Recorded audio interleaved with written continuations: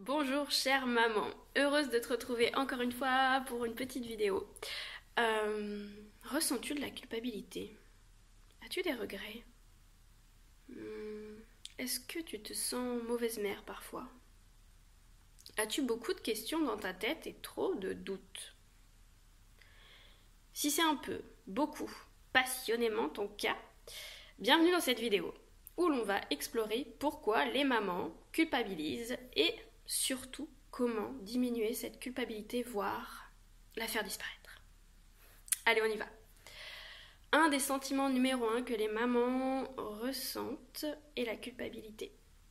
Irrémédiablement, nous voilà responsables de ce petit être sans défense qui dépend totalement de nous, notre bébé. Il dépend totalement de nous, de nos décisions, de nos choix. Et ce petit être, bien sûr, tu n'en as pas le mode d'emploi. Ah non, ça serait trop facile. Donc la marge d'erreur, même en essayant de faire du mieux que tu peux, reste grande. De plus, les injonctions, j'arrive même pas à le dire, tu vois, tellement c'est un gros mot. Les injonctions pour te guider, soi-disant, dans tes choix fusent de partout. La nounou, la mamie, Instagram, la meilleure amie, la voisine, le pédiatre, la sage-femme, le dernier article de blog que tu as lu à 2h du mat entre deux tétés, la PMI, l'éducation que tu as toi-même reçue, tout ça t'amène un paquet d'injonctions. Il faut faire comme ci, il faut faire comme ça. Aïe aïe aïe. Super nourriture pour la culpabilité. Au secours. Donc en fait, face à tout ce poids, à devoir bien faire, dans un domaine que tu découvres seulement, parce que tu es toujours la première fois maman de cet enfant, de ce petit être. Même quand il a 2 ans, tu es toujours pour la première fois maman de cet enfant de 2 ans qui est en évolution constante. Donc en fait, les chances, elles restent toujours grandes à te tromper, à ce que finalement la culpabilité, elle s'invite en toi. Il y a toujours cette possibilité. Ouais, c'est pas très réjouissant, je comprends. Bon, sans compter ta fatigue, tes peurs, ton stress potentiel, qui n'aident pas à développer une confiance en tes capacités de mère. Pourtant bien réelles, je t'assure, elles sont là. À cela peut s'ajouter un trait de personnalité perfectionniste ou basé sur la valeur de l'effort. Non mais je sais de quoi je parle, c'est mon cas. Et nombreuses sont les mamans que j'accompagne et qui viennent discuter avec moi, qui ont développé ce même trait de caractère, perfectionniste et persuadée que si je ne fais pas d'efforts, ça n'a pas de valeur. Donc il faut que je fasse des efforts. Et là, c'est tout bon pour ne jamais avoir fait assez, être assez bien. Et du coup, la culpabilité, elle adore. Elle s'invite là. Mais carrément, elle s'invite à toutes les minutes, tout le temps. Bref, les débuts de la maternité sont un parfait terrain pour que la culpabilité pousse chez toi comme une mauvaise herbe. Donc je te rassure, rien d'anormal. Si tu te sens coupable et que ce que tu as fait ou pas fait, que ce que tu aurais pu faire pour toi, pour ton bébé, si tout ça, ça crée de la culpabilité, en fait, tout est normal. Voilà, tu en connais maintenant les raisons. Mais si tu viens d'ouvrir les yeux sur ce fonctionnement chez toi en écoutant cette vidéo, sincèrement, je ne peux que te féliciter. Parce que en prendre conscience, c'est déjà le premier pas pour pouvoir le changer, le transformer. Donc, tout va bien. C'est inconfortable, d'accord, mais t'es en chemin. C'est la bonne nouvelle. Alors allons-y maintenant pour renverser cette culpabilité à forte dose d'amour de toi, de toi-même. Oui, je sais, peut-être que tu l'entends déjà beaucoup. L'amour de soi, ouais, c'est bien joli tout ça, mais bon, concrètement. L'amour de soi, l'estime de soi, la confiance en soi, c'est la clé pour chasser la culpabilité dès qu'elle sonne à ta porte. Si tu es consciente de tes multiples capacités et compétences, tu en as plus que tu n'imagines, c'est sûr, j'en suis certaine. Et tu peux en être certaine.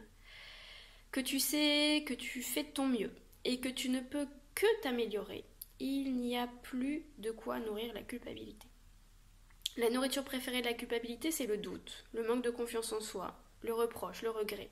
Mais du coup, pour balayer tout cela et nourrir ton amour de toi, voilà 3 actions à mettre en place. T'es prête? On y va. Voici 3 façons de retrouver et cultiver l'amour de soi et du même coup dire ciao bye bye à la culpabilité.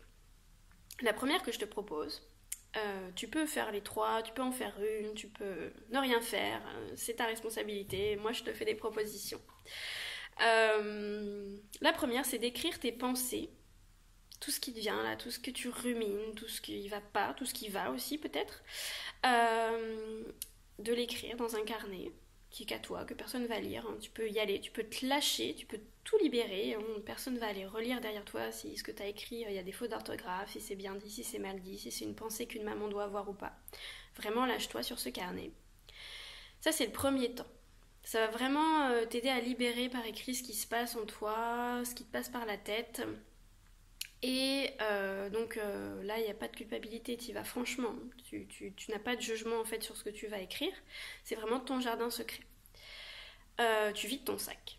Voilà, très clairement, là c'est l'endroit où tu vides ton sac. Et puis il y a un deuxième temps d'écriture. Je t'invite à relire ton premier texte, celui que tu viens d'écrire, où tu as tout lâché sur la situation que tu vis en ce moment, sur le truc qui t'emmerde clairement en ce moment, qui est difficile pour toi. Et puis tu vas commencer à rédiger une réponse à ce premier texte. Qu'est-ce que tu te répondrais à toi-même si tu étais l'amour inconditionnel? Si tu étais cette meilleure amie, celle qui t'aime et qui t'encourage, te valorise, qu'est-ce qu'elle te dirait? Voilà, je t'invite vraiment à écrire une réponse à la situation que tu viens d'écrire précédemment pour te rédiger une réponse en fait de quelqu'un qui t'aimerait de façon inconditionnelle. Et très souvent, ces réponses-là, elles ressemblent à quelque chose du genre ma petite chérie, je sais que tu fais de ton mieux. Je vois la force et le courage que tu as pour affronter toute cette situation difficile. Tu vois comme je t'aime, comme tu aimes ton enfant, tu baignes dans l'amour. Voilà, ce genre de choses. Laisse-toi exprimer cette part de toi qui est amour et en fait, cet exercice peut vraiment être magique et renverser une situation culpabilisante que tu vis, qui est difficile, en un grand moment de douceur. C'est vraiment ça l'invitation. Et puis écrire et se répondre ainsi est une invitation à se foutre la paix. Clairement, ça te permet de te foutre la paix et de dire ok, mais en fait, je fais de mon mieux. Et puis je peux m'adresser aussi beaucoup, beaucoup d'amour. Si tu veux un exemple de ces passages, moi je me suis entraînée à le faire pour moi, mais cette idée elle me vient du livre Nouvelle Mère. Je te mettrai sous la vidéo le lien du compte Instagram qui est dédié à ce livre, à l'autrice de ce livre, où elle fait tout un passage où elle s'écrit comme ça et où elle se répond comme si elle était l'amour inconditionnel, et elle se donne beaucoup de soutien et beaucoup d'amour par écrit. Et vraiment, je trouve ça très inspirant et je l'ai fait pour moi et je trouve que vraiment ça met du baume au cœur. Et la culpabilité s'enfuit, tout doucement mais sûrement, quand on fait ce genre d'exercice. Ça, c'était l'exercice numéro 1 que je te proposais. Le deuxième, c'est te chouchouter. Ouais. Alors c'est, par exemple, huiler ton corps, te masser. C'est vraiment prendre soin de toi en te badigeonnant d'une huile au parfum que tu adores, tout en remerciant ton corps d'être si beau, d'être ce si beau véhicule pour ta belle âme. Tu peux le remercier d'avoir porté ton bébé, d'avoir su le mettre au monde, d'avoir... Et quand je dis su le mettre au monde, peu importe comment ça s'est passé. Hein. Si tu as eu une césarienne, s'il y a eu des complications, peu importe, ton bébé est venu au monde. Et tu peux remercier ton corps pour ça. Tu peux aussi le remercier de te permettre d'avoir cette voix si douce qui berce ton enfant. Tu peux le remercier d'être fonctionnel pour te nourrir, pour respirer, pour te balader, pour te mouvoir. La façon dont tu t'adresses à ton corps t'appartient, tu peux lui parler à voix haute, tu peux lui chuchoter, tu peux juste lui parler dans ta tête. Tu peux aussi observer ton corps dans le miroir pour prendre un temps de reconnexion avec lui, parce qu'il a peut-être changé depuis que tu es maman. Et puis tu peux apprendre ainsi à le redécouvrir, à l'aimer de nouveau en lui adressant des paroles douces. Tu peux aussi créer une ambiance feutrée et intime en allumant des bougies si t'as pas vraiment envie de le voir sous le néon de la salle de bain. C'est ok. En tout cas, je t'invite vraiment à créer ce petit rituel avec toi-même régulièrement pour prendre soin de toi, pour reconnecter à ton corps, pour remercier ton corps d'être incarné sur cette terre Et voilà, et de prendre confiance en lui, sur le fait qu'il t'apporte plein de choses au quotidien, qu'il est là pour toi, qu'il assure. Je t'invite vraiment à essayer rien qu'une fois en fait, pour prendre le temps de ressentir ce que cela te fait, d'être pleine de gratitude pour ton corps et tout ce qu'il te permet de faire et d'être aujourd'hui. Voilà, teste. Tu verras, je pense qu'il peut rien t'arriver de grave. Et ma troisième idée, pour balayer la culpabilité et cultiver l'amour de toi-même, c'est de t'offrir des fleurs. Voilà, c'est simple, mais en fait, plus c'est simple, plus c'est facile de se l'octroyer, plus ça marche. Offrir des fleurs ou t'offrir des fleurs ou de façon plus générale, te célébrer en fait. Peu importe si cela passe par un cadeau matériel que tu te fais et qui symbolise en fait l'amour que tu te portes, ou si tu préfères t'offrir un moment comme huiler ton corps, comme ce que je t'ai dit précédemment. En fait, fais-toi des cadeaux pour te fêter, pour te célébrer. C'est vraiment ça l'idée. Cela peut être ta pâtisserie préférée, une BD que tu souhaitais lire depuis longtemps, un produit de beauté, un vêtement qui te va comme un gant, avec ton nouveau corps de maman et de déesse. Et puis aussi, comme moi, t'es pas très attaché au matériel et que tu choisis de t'offrir des petites expériences, ça peut être un massage, une manucure, une balade à la mer, une soirée en amoureux comme tu les aimes.